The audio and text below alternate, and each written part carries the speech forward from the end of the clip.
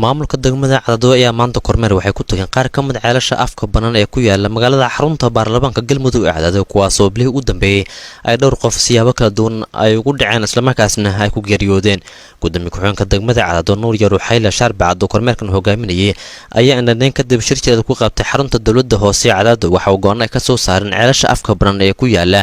gudaha Cadaado kuwaas oo qasaare kala duwan dhaliyay waxaana gudoomiye ku-xigeenka maamulka degmada Cadaado uu sheegay in la wareegi doonaan dhammaan ceelasha ku yaala Cadaado haddii muddo ku sima hal bil ka qaban waayaan dhammaan milkiilayaasha ceelasha dhibaatada kala duwan dhaliyay ee gudaha Cadaado ku yaala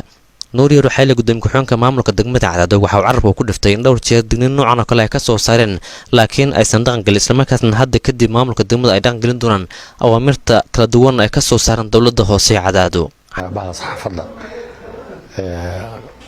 Cadaado maanta maamulka degmada Cadaado kadib markii ay shireen dib uga xisaabtameen dhibaatooyinka ka jira ceelasha ku yaala Cadaado waxa ka soo baxay maamulka degmada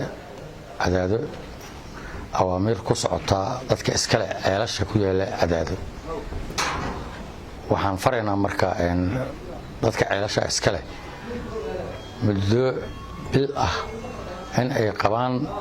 ceelashaas looguna talagalay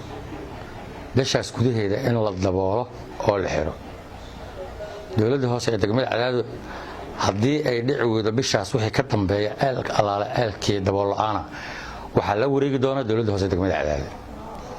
waxa haray oo aan rabaa inaan digniin ka siiyo inta u dhaxeeya bishaas cid alaale cidii ceelashaas dhibaato ay u geystaan ama xoolo ha ahaadano ama dad ahaadano ayaga ayaa lagu leeyahay wax alaale wax dhib keenaan waxaan rabnaa mar labaad iyo mar saddexaad inaan uga digno dawladda hoose ee degmada Cadaado waxay u qabatay bil muddo laga bilaabo 17 bisha 8aad waxayna ku eg tahay 17 bisha 9aad waxaan rajaynaynaa in la aqbalo oo si sahlan loo fududeeyo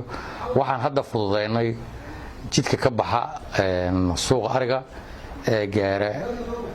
ceelasha saddexda ceel ay dhaxmarto maamulka degmada iyo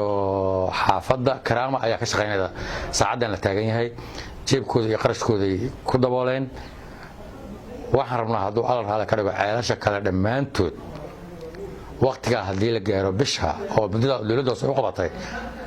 dawladda hoose degmada Cadaado ayaa la wareegi doonta dhammaan